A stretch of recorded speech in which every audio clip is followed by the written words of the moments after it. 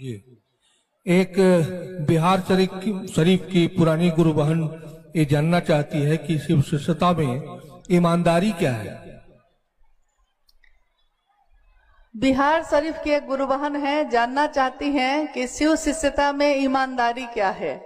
शिव शिष्यता ही ईमानदारी है, उसमें ईमानदारी अलग से कहाँ खोजते हैं। अगर कोई शिव का शिष्य होगा तो ईमानदार होगा, वो कृतज्ञ होगा महादेव के लिए, साहब दीदी के लिए। उसके दुनिया में और दूसरी कोई चीज नहीं होगी। वो कभी खुद को स्थापित नहीं करेगा, झुकेगा। महादेव का काम होगा तो किसी का भी पैर पकड़ेगा, महादेव का काम होगा तो किसी के आगे झुकेगा नहीं। तो ईमानदारी तो जो शिव शिष्य होगा वो तो ईमानदार होगा ही होगा, परंतु ईमानदारी का अर्थ होता है महादेव की बात महादेव के लिए करना। क्या इसमें चतुष्टय कोई कामना है? क्या अर्थ, धर्म, मोक्ष, काम किसी चीज की कामना है? अगर कामना के साथ आपने किया है तो कृतज्ञता तो ये भी है। जैसे 3 सूत्र, अगर आपने कोई कामना लेकर, कोई मन में मनोकामना ली है और तब 3 सूत्र आप कर रहे हैं, तो हो सकता है आपकी मनोकामना भी पूरी हो जाएगी।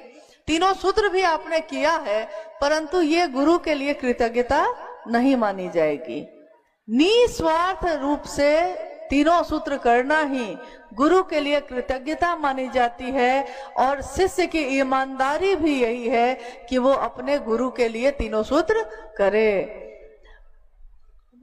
और अंतिम जिज्ञासा है, सचमुच शिव भाव के शिखर की तलहटी में मानव मन की संपूर्ण संकीर्णताएं तिरोहित हो जाती है, लोग समझना चाहते हैं। शिव भाव के शिखर की तलहटी में ही समस्त संकीर्णताएं तिरोहित हो जाती हैं। कैसे? ये पंक्ति है शिष्यानुभूति की। कहते हैं कि जब जब संकीर्णता, रूढ़िवादिता के पास में जब इंसान बंधता है, तब तब कहीं ना कहीं एक ऊर्जा का प्रस्फुटन होता है जो इन सभी तरह के बंधनों से हमको मुक्त करता है। साहब श्री का ये वाक्य जो उन्होंने शिष्यानुभूति में लिखा, शिव भाव के शिखर। आपने पहाड़ देखा है, पहाड़ का शिखर, चोटी, वहां अभी गए भी नहीं है, पहाड़ की चोटी पे नहीं गए हैं आप, पहाड़ पे भी नहीं चढ़े हैं आप, उसकी तलहटी में ही है, उसकी घाटी में ही है। तो हवा ठंडी लगने लगती है, हवा में ठंडक आने लगती है। तो उसी तरह जब हम शिव भाव के नजदीक जाते हैं, थोड़ा निकट होते हैं, तो हमारे मन से स्वतः समस्त संकीर्णताएं तिरोहित, यानी अपने आप कपूर की तरह अपने आप घुलने लगती है, खत्म होने लगती है। हम पूछना भूल जाते हैं। अब पहले हम पूछते थे आप कौन जाति हैं, आप कौन धर्म है, आप कहाँ से आए हैं, अमीर हैं, गरीब हैं, वर्ण पूछते थे। लेकिन अब हम कुछ भी नहीं पूछते, हम बस इतनी बात करते हैं, आपने महादेव को गुरु बनाया है और आप शिव के शिष्य हैं, अरे आप तो गुरु बहन हैं, अरे आप तो गुरु भाई हैं, कह के हम लोग गले से लगा लेते हैं। यानी शिव शिष्यता ने हम सबको एक कर दिया। सारी संकीर्णताएं, सारे बंधन खत्म हुए और सारे शिव के शिष्य एक भाव से, जिसके बारे में साहब श्री ने कहा कि ऋग्वेद की अंतिम ऋचा है कि हम सभी की सभा एक हो, शिव शिष्यों की सभा एक हो। साहब श्री ने कहा कि शिव शिष्यता का जो भाव है वो हम सभी के हृदय में एक जैसा ही संचरित हो, हम सब का रास्ता एक हो, हमारी मंजिल एक हो। मंजिल है भगवान शिव स्वयं, रास्ता है शिव की शिष्यता का राजमार्ग। इस राजमार्ग के पे दुनिया के सारे लोग चलेंगे, तब भी कहीं कोई जाम नहीं है, कहीं कोई हलचल नहीं है, सारे लोग शिव तक ही पहुंचेंगे। इसलिए जब हमारा रास्ता एक होता है, हमारा संकल्प अपना अपना है। अपने संकल्प को लेकर हम सभी शिव के शिष्य इस रास्ते पे बढ़ रहे हैं, चल रहे हैं। मंजिल मिलेगी जरूर, इसकी जुस्तजू में है, चलते जा रहे हैं। मंजिल जब मिल जाएगी, वो महादेव जब मिल जाएंगे, तो उनकी दया के अतल गहराइयों में सभी शिष्यों का, समस्त शिव शिष्यों का मन समाहित होता ही रहेगा, डूबता ही रहेगा। इसी की कामना है, इसी की कामना के साथ कि हम सभी शिव शिष्यों का जीवन शिवमय हो, सुखमय हो। शिव के शिष्य बनकर हम जगत में रोशनी लेकर जाए। हम जिसके घर पहुंचे उसके घर में अगर अंधेरा हो तो रोशनी हो, क्योंकि आपके हाथों में, आपके हृदय में, आपके मन में शिव शिष्यता की रोशनी है। तो ये रोशनी लेकर आप जहां भी जाएंगे, हम जहां भी जाएंगे, अंधेरा खुद ही दूर हो जाएगा, रोशनी खुद ही आ जाएगी। चलिए, आप सभी के अथक परिश्रम से आज का ये शिव गुरु महोत्सव हो सका, आयोजित हो सका। आप सब भारी मात्रा में यहाँ बैठे हुए हैं, तो मेरा अनुरोध है कि आप सभी गुरु भाई, गुरु बहन बहुत ही संतुलित, बहुत धीमे धीमे कदमों से लौटिएगा। सभी अपने भाई हैं, बहन हैं, धीमे धीमे धीमे धीमे लौटिए। महादेव लेकर ही आइएगा, महादेव लेकर ही जाइएगा। और अपने साहब और दीदी के संकल्प पे अपना संकल्प लेकर महादेव की तरफ चलते जाइए। हम सबका जीवन शिवमय हो, सुखमय हो। आप सभी के जीवन में, आप सभी के चरणों में मेरा प्रणाम।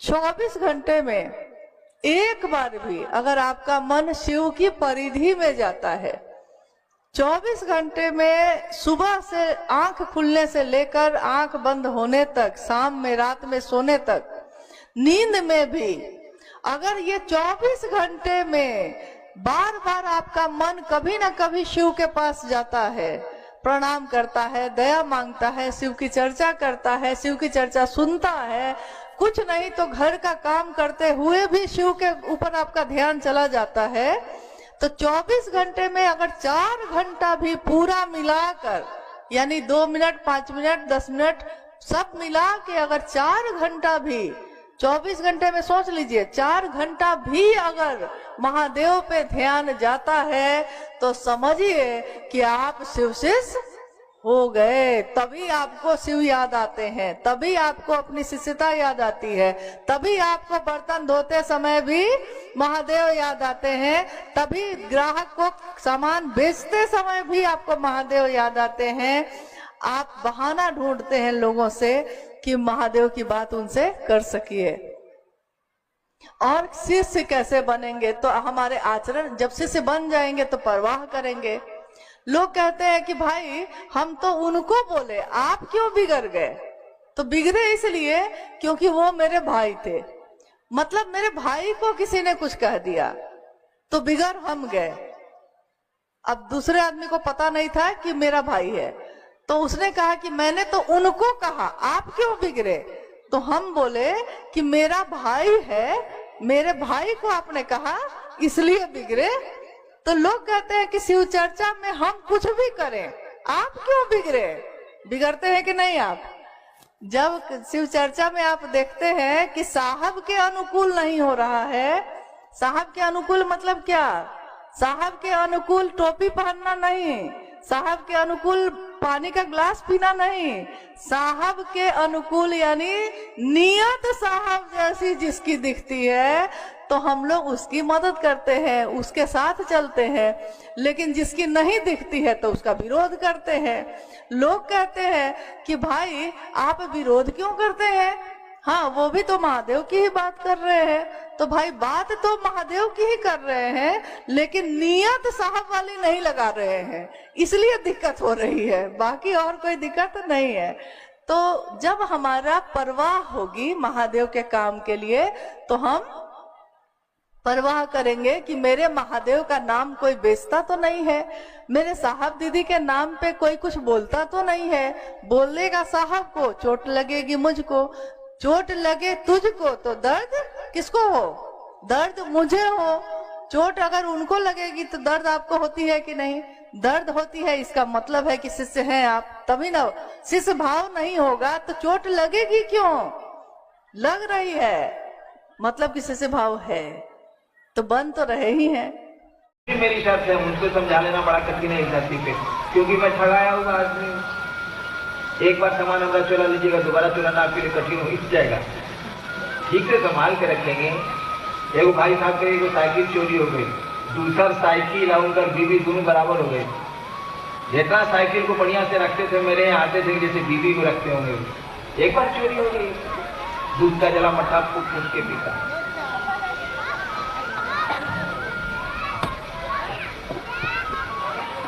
एक साल बीत गया। आज तो शिव को आप गुरु मानते हैं, तो 6 महीना के बाद कहते हैं कि आप महादेव को गुरु माना। सर हमको चक्कर आता, क्या बोले हम। भाई डॉक्टर समझ के गुरु माना था, शिव को गुरु माने, नौकरी नहीं हो रही है, 2 साल हो गया। भैया बिरला टाटा समझा था, भारत सरकार समझा था, यूनिसेफ समझा था, क्या समझा था। बिल्कुल सही है कि गुरु वही है जो लौकिक पारलौकिक दोनों सुख देता है, बिल्कुल सही, इसमें दो मत नहीं। जिस दिन ऐसा नहीं होगा सदगुरु का पद ही समाप्त हो जाए, बिल्कुल सही है ये बात। लेकिन गुरु से जुड़िएगा ना, कि महादेव को गुरु मान लिया हो गया। मानते हम लोग भी बहुत हैं। एक बार मैं मधेपुरा में उन दिनों मजिस्ट्रेट था, पटना गया हुआ था मैं, 10 साल पहले की बात। बाबूजी मेरे डायरेक्टर थे शिक्षा विभाग के। शाम में आए और छाते में बैठ के पटना में मैं कैरम बोर्ड खेल रहा था। छुट्टी में आया था मधेपुरा से, कैरम जमाया हुआ था, क्वीन को कवर कर रहा था मैं। इसी बीच में बाबूजी सचिवालय से आ गए, उनके साथ 2-3 आदमी आ गए। हमसे उन्होंने कहा कि इंदिरा की चिन्ह था। हम कहे कि थोड़ा थोड़ा याद पड़ता, कई डिप्टी डायरेक्टर बोलता है चाचा, हमका प्रणाम चाबी, यानी बाबूजी के मित्र हैं, तो हमारे चाचा ही हो। हमका चाचा बैठ गए, यानी चाचा उनको मैंने मान लिया।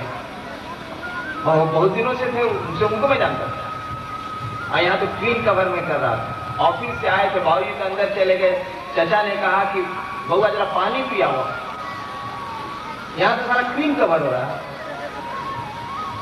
फिर 10 मिनट के बाद पीछे से उन्होंने कहा बउआ जरा पानी पियाओ ना, आता में जरा कैरम का बोर्ड लगा हुआ। हम थे, एक और मेरा भाई है डिप्टी कलेक्टर, वो था। दोनों भाई हम लोग जमे हुए थे। फिर थोड़ा देर के बाद पीछे से बोले कि बउआ जरा पानी पियाओ। हमें चाचा रुकी है, कैरम के क्वीन पिलावे दी। और इस तरह से 40 मिनट हो गया, क्वीन नहीं कवर हुई और चचा पानी पानी करते रह गए। क्यों चचा पानी पानी करते रह गए और क्वीन कवर होती रही? इसीलिए कि चचा मन ने स्वीकार नहीं किया। कैरम का क्वीन ज्यादा प्रिय है उस चचा से, मन ने नहीं माना। मन जिसको मान ले सब कुछ छोड़ के आप पानी पिला देंगे। शब्दों से तो नाता नहीं जुड़ता है। चचा कह देने से कोई चाचा थोड़ी है।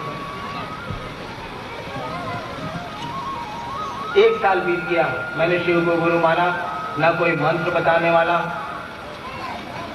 न कुछ। और 12 वर्षों से श्मशान की साधना मैंने की। 10 साल तक अष्टांग योग की साधना की। दिन में मसान साधता था, तंत्र की साधना करता था रात में, और दिन में अष्टांग योग की साधना करता था। और शिव को मैंने गुरु माना और सब कुछ तत्क्षण छोड़ दिया मैंने। हमने कहा कि जब गुरु बदल लिया है तो पहले से जो करते रहे उसको क्या करना है। सारी क्रियाएं मैंने नवंबर में, शिव को मैंने गुरु माना और डेड स्टॉप कर दिया, बंद कर दिया मैंने। असुविधा हुई मुझको। जो साधना आप बहुत दिनों से कर रहे हैं, उग्र साधना अगर कर रहे हैं और उसको छोड़ दीजिएगा एक बैग, तो बाधाएं होंगी। और मैंने छोड़ दिया, कुछ नहीं किया। स्थिति ये हो गई कि लोग कहने लगे कि अब मेरा दिमाग खराब हो रहा है। लोगों ने आरोप लगाना शुरू कर दिया मेरे पिता पर कि राहुल बड़का बेटा देखा था नहीं, ये घड़ी कुछ गड़बड़ा था कहा। क्या करूं मैं, साधा मैंने छोड़ दी, गुरु बदल लिया है। अब जब तक गुरु बताएंगे नहीं तो मैं कुछ कर नहीं सकता। और गुरु के साथ मेरी दो शर्त है शिव के साथ, कि शरीर में आएंगे तो नहीं सीखूंगा, आसमान से उतरेंगे तो नहीं सीखूंगा। 1 साल बीत गया, मैंने शिव को गुरु मान के कुछ नहीं किया, सब कुछ छोड़ दिया। मंदिर तो मैं आज भी नहीं जाता, उन दिनों भी नहीं जाता था। पूजा पाठ से एकदम मतलब नहीं, बिल्कुल अलग थलग हो गया मैं। कोई साधना नहीं, कोई मंत्र नहीं, कोई हाथ जोड़ी नहीं, कुछ नहीं। और शिव को गुरु मान लिया, उधर से कुछ मिल भी नहीं रहा है। सोच रहा हूँ कि सारा कुछ मिलना भी नहीं है, बर्बाद हो गया। मैं रोया करता था ये सोच के कि इसमें घुस के हम बर्बाद हो गए। उससे ज्यादा बढ़िया था पढ़ते लिखते ठीक से तो आईएएस होते साला, सब बर्बाद हो गया। देखिए 1 साल बीता, आया 75 का नवंबर, यही मुजफ्फरपुर तुर्की ट्रेनिंग कॉलेज के हाथे में बैठा था। फादर वहां प्रिंसिपल थे मेरा।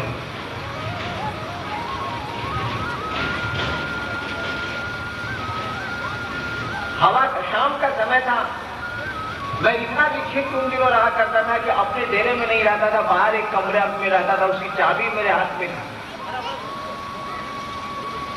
शाम का समय था, मैं कुर्सी पर, एक आम का पेड़ है वहां प्रिंसिपल के डेरे में भी है, उसी के नीचे कुर्सी निकाल के मैं बैठा हुआ था। हवा का एक झोंका आया, सांस पे मंत्र चढ़ाया और उतर गया। एकदम मेरे मन ने पकड़ा और कहा, रे रे एकरे तक खोजत नहीं हो।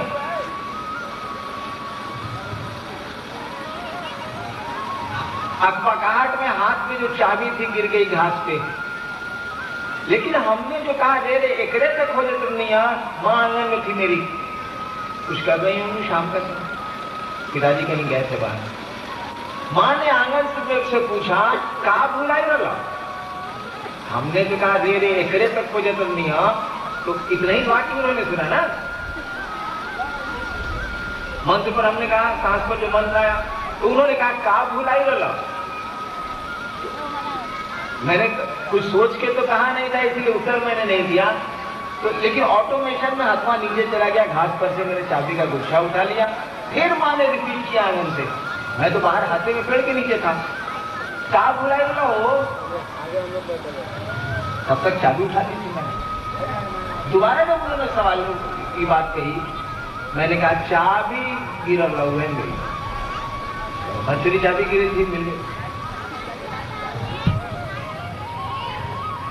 और पहली बार मैंने सांस पे मंत्र उपलब्ध किया। देखिए दोनों शर्त मान ली गई, ना कोई आदमी आया आसमान से, ना किसी आदमी ने मंत्र बताया, हवाओं के झोंकों पर मंत्र आया, मन ने पकड़ा, उतर गया।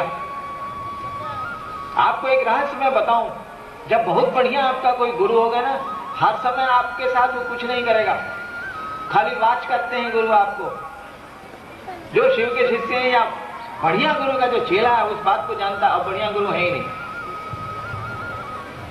गुरु वाच करते हैं और केवल वो क्लिक करते हैं, जिससे से कैमरे में क्लिक होता है और तस्वीर उतर जाती है।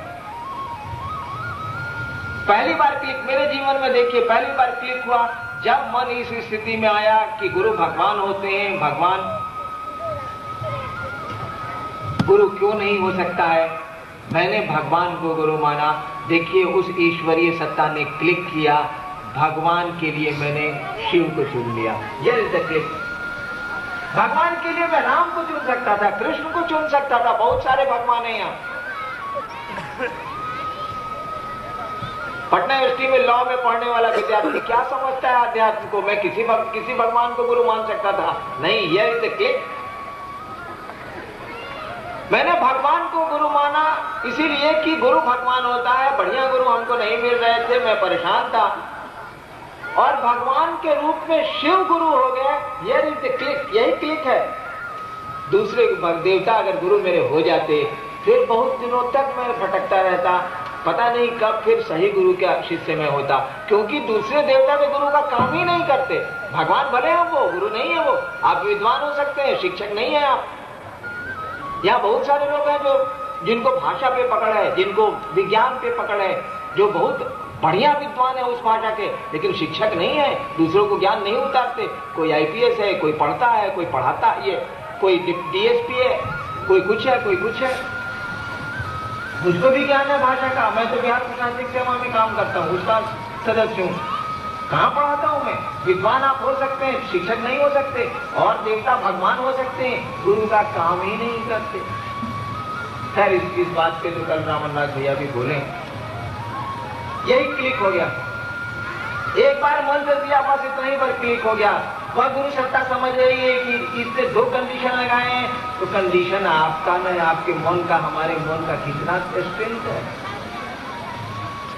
वरदान ले लिया नरसिंह, ये हिरण्यकश्यपु ने कि न रात में मरेंगे न दिन में मरेंगे, न जमीन पर मरेंगे न आसमान में मरेंगे, न आदमी से मरेंगे न जानवर से मरेंगे। विकल्प नहीं ढूंढ लिया विष्णु ने, ढूंढ लिया ना। गोदिली बेला में मारा, गोद में मारा, आदमी और जानवर का सम्मिलित रूप नरसिंह अवतार लिया, मार दिया। विकल्प तो है ही, आप कितनी शर्तें लगा सकते हैं, आदमी के मन में दम कितना है। विज्ञान ने तो खोज कर ली, विज्ञान ने तो कह दिया कि आदमी, आज का आदमी, वो कितना बड़ा बुद्धिमान क्यों नहीं हो, कितना बड़ा वैज्ञानिक कुछ नहीं क्यों नहीं हो, 7% से ज्यादा अपने मानसिक बल का उपयोग नहीं कर सकता है, बाकी 93% क्या हो गया। जब आज का विज्ञान इस बात को मानता है कि आज कितनी भी प्रखर बुद्धि किसी की क्यों नहीं हो, बहुत बड़ा वैज्ञानिक विश्व का वो क्यों नहीं हो, बहुत बड़ा दार्शनिक क्यों नहीं हो, 7% से ज्यादा वो अपनी बुद्धि का प्रयोग नहीं करता है। और 7% में ये स्थिति है कि आप लेबोरेटरी में आदमी मनोनुकूल पैदा करने की स्थिति में होते चले जा रहे हैं।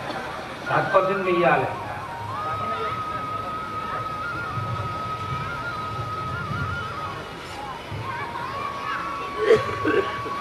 दोबारा शर्त, आदमी की शर्त की कौन सी कीमत है उन सत्ताओं के सामने। दोबारा क्लिक हुआ, मंत्र मिल गया।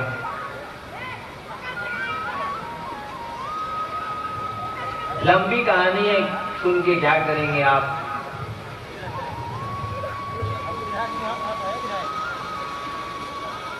और फिर साधना का सिलसिला शुरू हुआ, पूजा का सिलसिला शुरू हुआ, मंत्र मिल गया था। मुझको मंत्र मिला तो मैं 18 घंटा साधना करता था। 17 घंटा 18 घंटा का मैं साधक रहा हूँ। अब तो 8 मिनट का भी नहीं रहता हूँ, 7 मिनट का भी नहीं रहता हूँ, 1 मिनट भी नहीं करता हूँ।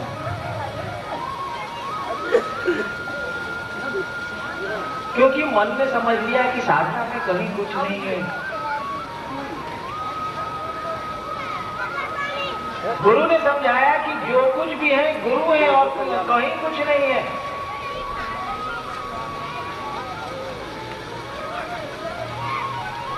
खेला गुरु का है, तमाशा गुरु का है, कंप्यूटर के मॉनिटरिंग बोर्ड पर गुरु बैठे हैं।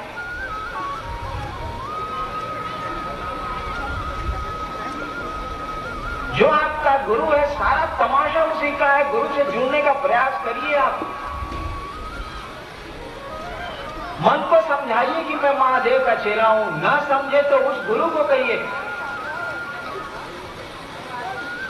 कि सरकार हम आपके चेला हैं। मनवा को बुझा न दीजिए कि हम आपके चेला हैं। खेला तो मन के समझने का है, बोध का है।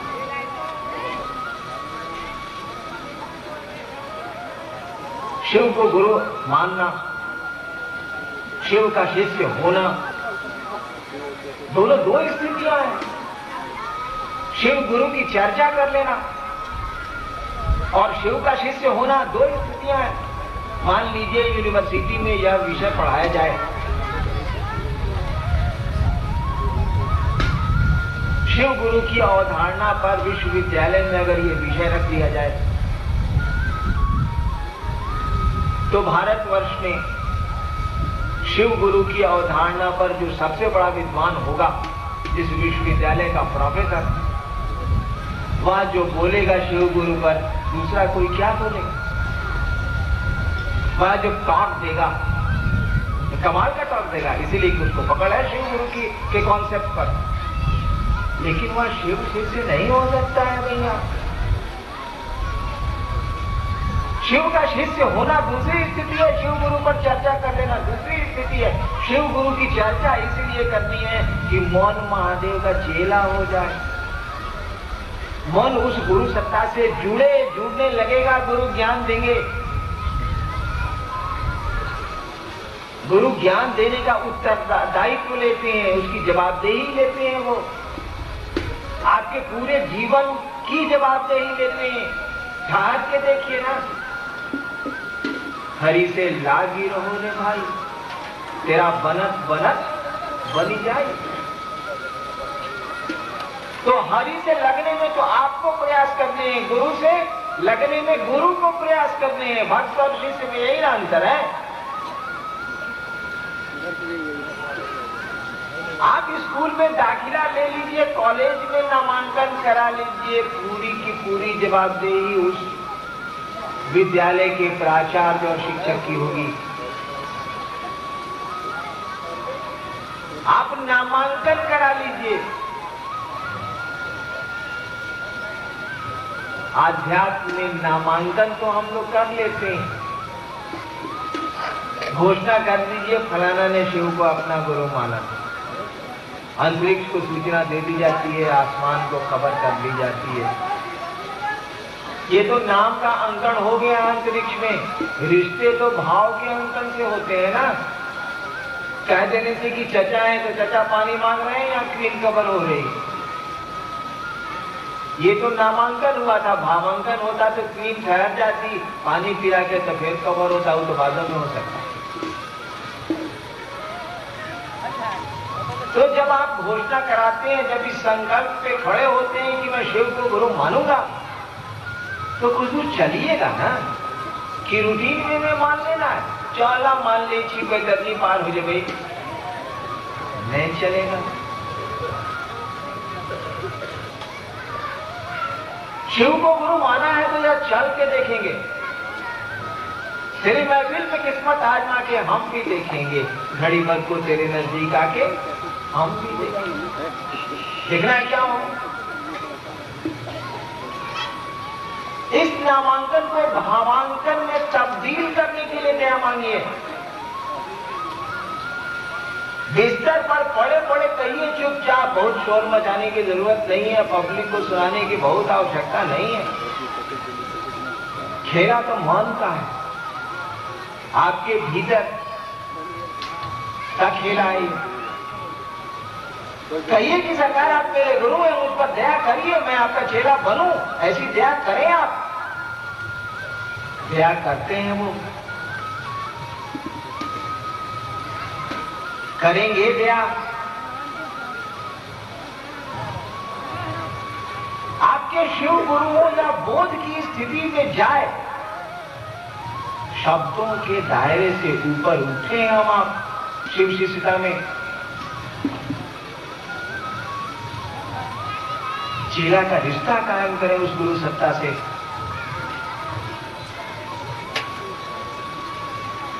आदमी का मन है, कुछ करना चाहता है। हम लोगों ने कहा है कि दया मांगिए, चर्चा करिए दूसरों से कि शिव गुरु है, ताकि वो तरह तरह के सवाल करे। और दूसरा कोई जब सवाल करेगा तो आप उत्तर ढूंढिएगा। लेकिन अगर अपना मन सवाल कर देना तो उत्तर नहीं ढूंढाएगा।